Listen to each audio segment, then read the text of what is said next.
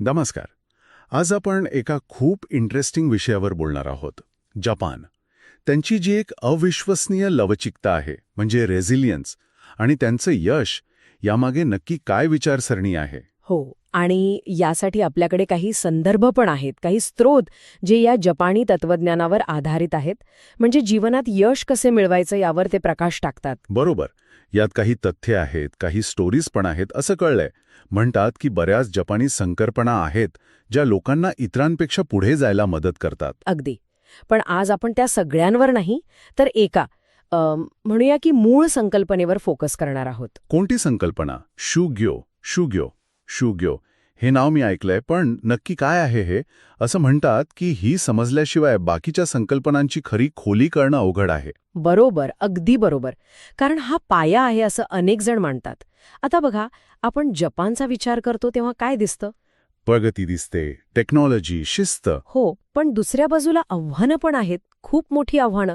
नैसर्गिक, ऐतिहासिक. हो ना, म्हणजे दरवर्षी 1500 पेक्षा जास्त भूकंप. ही संख्याच प्रचंड आहे. विचार करा. आणि एवढंच नाही, दुसऱ्या महायुद्धातले अणुबॉम्ब हल्ले किती भीषण होतं ते. मग आर्थिक चढउतार. खरंय, या सगळ्यांमधून हा देश तावून सुलाखून निघालाय असं आपण म्हणतो. आणि तरीही आज जपान जगातल्या टॉप 5 अर्थव्यवस्थांमध्ये आहे. आणि हे फक्त अर्थव्यवस्थेपुरतं नाहीये. आरोग्य बघा, जगातले सर्वात जास्त आयुष्य जगणारे निरोगी लोक तिथे आहेत. त्यांची कामाची पद्धत, सामाजिक शिस्त, सगळंच वाखाणण्यासारखं आहे. मग प्रश्न पडतोच की त्यांच्याकडे नैसर्गिक साधनसंपत्ती तशी मर्यादित आहे, इतकी संकटं पण आली, मग त्यांनी हे सगळं कसं साधलं? याच प्रश्नाचं उत्तर किंवा त्याचा धागा म्हणा, हा त्यांच्या मानसिकतेत मिळतो असं अनेक अभ्यासक म्हणतात. मानसिकता म्हणजे माइंडसेट. हो, असं म्हणतात की जपानमध्ये इमारती कोसळल्या तरी त्या पुन्हा उभ्या राहू शकतात, कारण लोकांची मानसिकता मजबूत पायावर उभी आहे. अच्छा. आणि ही मानसिकता येते कुठून? त्यांच्या प्राचीन तत्वज्ञानांमधून, ज्यांची मुळं खूप खोलवर रुजलेली आहेत. आणि गंमत म्हणजे ती आजही त्यांच्या जीवनाचा भाग आहे. हो, असं मानलं जातं की याच तत्वज्ञानांनी सामान्य माणसांना कठीण परिस्थितीत लढायला तयार केलं. हो, योद्ध्यांसारखं. म्हणजे ही फक्त थिअरी नाही, तर जगण्याची पद्धत आहे. अगदी. एक जीवनशैली जी आरामातून शिस्तीकडे, गोंधळातून स्पष्टतेकडे आणि अपयशातून पुढे जायला शिकवते. म्हणूनच आज आपण ह्या सगळ्या तत्वज्ञानांमधल्या एका महत्वाच्या आणि पायाभूत संकल्पनेवर बोलतोय, शुग्यो. बरोबर, शुग्यो. हा शब्द अनेकांना नवीन असेल. काय अर्थ आहे याचा नेमका? आणि जपानच्या या लवचिकतेत याचा रोल काय? शुग्यो म्हणजे नक्की काय? शुग्यो याचा सरळ अर्थ घेतला तर तो होतो कठोर, सखोल प्रशिक्षण किंवा तपश्चर्या. तपश्चर्या. हो, पण फक्त शारीरिक कष्ट नव्हेत. यामागे एक खोल विचार आहे. शुग्यो म्हणजे स्वतःला हेतुपूर्वक, म्हणजे इंटेन्शनली अशा परिस्थितीत टाकणं जी शारीरिक आणि मानसिकदृष्ट्या आव्हानात्मक असेल. कशासाठी? स्वतःच्या मर्यादा ओलांडण्यासाठी, आंतरिक शक्ती वाढवण्यासाठी. हे फक्त सहन करणं नाहीये, हे सक्रियपणे स्वतःला घडवणं आहे. अच्छा. म्हणजे आपण जे ऐकतो, साधू किंवा मार्शल आर्ट्स करणारे लोक बर्फाळ पाण्यात ध्यान करतात किंवा वर्षानुवर्षे एकाच गोष्टीचा सराव करतात, ते शुग्योचे उदाहरण म्हणता येईल? हो, नक्कीच. ती शुग्योची काहीशी टोकाची उदाहरणं आहेत. म्हणजे बघा, काही झेन बौद्ध भिक्षू काईहोगयो नावाचे एक अत्यंत कठीण व्रत करतात. काय असतं त्यात? त्यांना सलग 7 वर्ष डोंगरांमधनं हजारो किलोमीटर चालावं लागतं. कमी अन्न, कमी झोप, शारीरिक आणि मानसिक सहनशीलतेची परीक्षाच असते ती. बापरे. तसंच मार्शल आर्ट्समधलं कठोर ट्रेनिंग, शरीराला वेदना सहन करायला शिकवतात. तेही शुग्योचंच एक रूप आहे. पण शुग्यो फक्त अशा मोठ्या किंवा नाट्यमय गोष्टींपुरता नाहीये. हे इंटरेस्टिंग आहे. म्हणजे हे फक्त साधू किंवा योद्ध्यांसाठी नाही, मग सामान्य माणसाला याचा काय उपयोग? हाच तर महत्वाचा मुद्दा आहे. आजच्या जगात तर आपण सतत आराम शोधतो, सोयीस्कर गोष्टी हव्या असतात. तिथे या संकल्पनेचं काय महत्त्व? इथेच शुग्यो आणि आजची आपली जीवनशैली यातला फरक दिसतो. आपण आजकाल काय करतो? अस्वस्थता म्हणजे डिस्कम्फर्ट टाळतो पूर्णपणे. हो ना. थोडी थंडी वाजली की हीटर, गरमी झाली की एसी, कंटाळा आला की मोबाईल. अगदी. कोणतीही गैरसोय नको असते आपल्याला. आपण एका कम्फर्ट बबलमध्ये राहण्याचा प्रयत्न करतो. बरोबर आहे. थोडा जरी त्रास झाला तरी आपण लगेच अस्वस्थ होतो.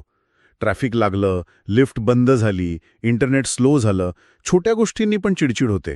इतके सरावलो आहोत आपण सोयीस्करतेला. हो. याउलट शुग्योचं तत्वज्ञान काय सांगतं की सततचा आराम माणसाला आतून कमकुवत करतो. अच्छा. जपानी विचारसरणीनुसार आयुष्य हे एका डोजोसारखं आहे. डोजो म्हणजे प्रशिक्षणाची जागा, जसं कराटेचं केंद्र असतं तसं. म्हणजे आयुष्य हीच ट्रेनिंग ग्राउंड आहे. हो, या दृष्टिकोनातून जीवनात येणारी आव्हानं, अडचणी, दुःख हे सगळं आपल्या प्रशिक्षणाचाच भाग आहे. त्यांना टाळायचं नाहीये. मग काय करायचं? त्यांना सामोरे जाऊन स्वतःला अधिक मजबूत बनवण्याची ती संधी आहे असं बघायचं. म्हणजे अडचणींना शत्रू नाही तर प्रशिक्षक मानायचं? हा विचार खूपच वेगळा आहे. पण मग एक प्रश्न येतो, शुग्यो आणि नुसताच त्रास सहन करणं यात फरक काय? म्हणजे समजा कोणी आर्थिक अडचणीत आहे, त्यांनी ती अडचण शुग्यो म्हणून स्वीकारावी म्हणजे काहीच न करता बसावं? नाही, अजिबात नाही. इथेच शुग्योची खरी संकल्पना समजून घेणं महत्वाचं आहे. शुग्यो म्हणजे निष्क्रियपणे त्रास सहन करणं नाही. मग? त्यात हेतुपुरस्कर हा शब्द खूप महत्वाचा आहे. इंटेन्शनल. अच्छा. शुग्यो म्हणजे आपण स्वतःहून निवडलेलं आव्हान, ज्याचा उद्देश स्वतःला मानसिक आणि शारीरिकदृष्ट्या बळकट करणं आहे. एका विशिष्ट ध्येयासाठी केलेलं प्रशिक्षण आहे ते. म्हणजे नैसर्गिक आपत्ती किंवा आर्थिक संकट हे शुग्यो नाही, पण त्या आव्हानांना सामोरं जाताना जी मानसिकता लागते, स्थिर राहण्याची, न खचण्याची, मार्ग काढण्याची, ती मानसिकता शुग्योच्या सरावातून येऊ शकते. अच्छा. म्हणजे शुग्यो हे एक प्रकारचं मेंटल आणि फिजिकल कंडिशनिंग आहे, जे आपल्याला अनपेक्षित संकटांना तोंड द्यायला तयार करतं. अगदी. जसं धावपटू मॅरेथॉनसाठी रोज पळतो, तसं शुग्यो हे लाईफच्या मॅरेथॉनसाठीचं ट्रेनिंग आहे, असं म्हणूया का? खूप छान उदाहरण आहे हे. अगदी समर्पक. जेव्हा तो भिक्षू बर्फाळ पाण्यात बसतो, तेव्हा तो फक्त शारीरिक थंडी सहन करत नाहीये. मग काय करतोय? तो त्याच्या मनाला प्रशिक्षण देतोय कोणत्याही परिस्थितीत शांत आणि स्थिर राहण्याचं. जेव्हा तुम्ही हेतुपुरस्सर स्वतःला एखाद्या चॅलेंजिंग परिस्थितीत टाकता, शारीरिक किंवा मानसिक, तेव्हा काय होतं? तुमची सहनशक्ती वाढते, तुमची इच्छाशक्ती म्हणजे विल पॉवर मजबूत होते, तुम्ही तुमच्या भावनांवर नियंत्रण ठेवायला शिकता. आणि हीच गोष्ट मग जपानच्या सामूहिक लवचिकतेत दिसते का? म्हणजे भूकंपानंतर ते लोक ज्या शांतपणे शिस्तीने परिस्थिती हाताळतात, किंवा आर्थिक संकटातून बाहेर पडायला जे एकत्र येतात. हो, त्यात या वैयक्तिक मानसिक कणखरतेचा वाटा असतो. नक्कीच असू शकतो. विचार करा, जेव्हा समाजात मोठ्या संख्येनं लोक अशा मानसिकतेचे असतील जे अडचणींना प्रशिक्षणाची संधी मानतात, छोट्या गैरसोयींनी विचलित होत नाहीत, तेव्हा त्याचा परिणाम समाजाच्या एकूण क्षमतेवर होतो. अगदी. ही मानसिकता अँटी फ्रजाईल या संकल्पनेशी जुळते. म्हणजे फक्त धक्के सहन करणं नाही, तर त्या धक्क्यांमधून, त्या तणावातून आणखी मजबूत होणं. म्हणजे केवळ टिकाव धरणे नाही, तर त्यातून अजून सक्षम होणे. बरोबर. शुग्यो लोकांना केवळ टिकाऊ धरायला नाही, तर आव्हानांमधून स्वतःला अधिक सक्षम बनवायला शिकवतं. हे खरंच खूप खोलवर विचार करायला लावणार आहे. आपण नेहमी स्वतःला कम्फर्ट झोनमध्ये ठेवतो. हो. पण हे तत्वज्ञान सांगतंय की खरी वाढ, खरा विकास हा त्या कम्फर्ट झोनच्या बाहेरच होतो. ज्या गोष्टी थोड्या अवघड वाटतात, त्रासदायक वाटतात, त्याच आपल्याला घडवतात. अगदी. पण मग आजच्या सामान्य जीवनात शुग्यो कसा आणायचा? सगळ्यांनी काही डोंगरावर जाऊन तपश्चर्या करायची गरज नाहीये, बरोबर? अर्थातच नाही. शुग्योची संकल्पना आजच्या जीवनातही लागू करता येते, पण वेगळ्या प्रकारे. कसं? रोजच्या जीवनातल्या छोट्या छोट्या गैरसोयी किंवा आव्हानं स्वीकारायला शिकणं. उदाहरणार्थ? समजा लिफ्टऐवजी पायऱ्या वापरणं, किंवा थंड पाण्याने अंघोळ करणं, अर्थात आरोग्याला जपून. एखादं अवघड वाटणारं नवीन स्किल शिकायला सुरुवात करणं. अच्छा. किंवा अगदी साधी गोष्ट, भूक लागल्यावर लगेच काहीतरी खाण्याऐवजी थोडा वेळ थांबून ती भूक अनुभवणं. म्हणजे हेतुपुरस्कर छोट्या प्रमाणात अस्वस्थता स्वीकारणं. इंटेन्शनल डिस्कम्फर्ट. बरोबर. जसं की आपल्याला माहिती आहे, सकाळी लवकर उठायला त्रास होतो, पण तरीही उठण्याचा निश्चय करणं आणि तो पाळणं, हे सुद्धा एक प्रकारचं शुग्यो झालं. हो, अगदी तसंच. कारण इथे तुम्ही आरामाऐवजी एका लहानशा आव्हानाला निवडताय, स्वतःच्या इच्छेविरुद्ध काहीतरी करताय. मुद्दा हा आहे की सतत सोयीच्या मागे न लागता कधीतरी जाणीवपूर्वक थोडा त्रासदायक वाटेल असं काहीतरी करणं. हो, ज्यामुळे थोडा शारीरिक किंवा मानसिक ताण येईल. यातून हळूहळू आपली सहनशक्ती आणि मानसिक कणखरता वाढते. स्नायूंच्या व्यायामासारखं. अगदी. सुरुवातीला त्रास होतो, पण नियमित केल्यानं ते मजबूत होतात. तसंच मनाचं आहे. पण यात एक धोका नाही का? म्हणजे स्वतःला किती आव्हान द्यायचं याची लिमिट कशी ठरवायची?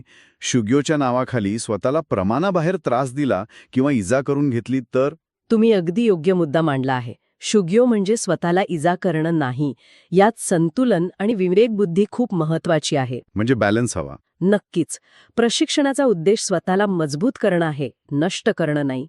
त्यामुळे आव्हान निवडताना ते आपल्या क्षमतेनुसार हळूहळू वाढवत नेणं महत्वाचं आहे. बरोबर. तत्व आपल्या आयुष्यात आणू पाहतो तेव्हा स्वतःच्या शारीरिक आणि मानसिक मर्यादांची जाणीव ठेवणं खूप गरजेचं आहे. सुरुवात लहान गोष्टींपासून करावी. हो, आणि मग हळूहळू पुढे जावं. तर आपण हा शुग्यो या संकल्पनेवर बरीचशी चर्चा केली. याचा अर्थ फक्त शारीरिक कष्ट नाही, तर हेतुपुरस्सर निवडलेलं कठोर प्रशिक्षण, ज्याचा उद्देश स्वतःला शारीरिक आणि मानसिकदृष्ट्या मजबूत करणं आहे. आणि आधुनिक जगात जिथे आपण आराम आणि सोय शोधतो, तिथे शुग्यो आपल्याला अस्वस्थतेला सामोरं जायला आणि त्यातून शिकायला एक वेगळी दृष्टी देतं. ही संकल्पना आपल्याला स्वतःच्या मर्यादा ओलांडायला आणि जास्त कणखर बनायला प्रोत्साहन देते. आणि जपानची जी लवचिकता आपण पाहतो, संकटांना तोंड देण्याची क्षमता, त्यामागे यासारख्या खोलवर रुजलेल्या तत्वज्ञानाचा मोठा वाटा असू शकतो. अगदी. आणि जाता जाता एक विचार येतो मनात, जो आपण आपल्या स्रोतांच्या आधारावर मांडू शकतो. कोणता विचार? आपण सगळेच आयुष्यात यशस्वी होऊ इच्छितो, पुढे जाऊ इच्छितो, बरोबर? हो, बरोबर. पण आपण आपल्या मानसिक कणखरतेवर, आपल्या सहनशीलतेवर किती लक्ष देतो? हा विचार करण्यासारखा मुद्दा आहे. शुग्यो आपल्याला विचार करायला लावतं की फक्त बाहेरची तयारी पुरेशी आहे का, की आतून शक्ती वाढवण्यासाठी हेतुपुरस्कार स्वतःला थोडं अनकम्फर्टेबल झोनमध्ये ढकलण्याची पण गरज आहे. म्हणजे खरी प्रगती तेव्हाच होते जेव्हा आपण फक्त बौद्धिक आव्हानं नाही, तर आपल्या आरामाच्या सवयींनाही आव्हान देतो. कदाचित. यावर विचार करायला नक्कीच हरकत नाही.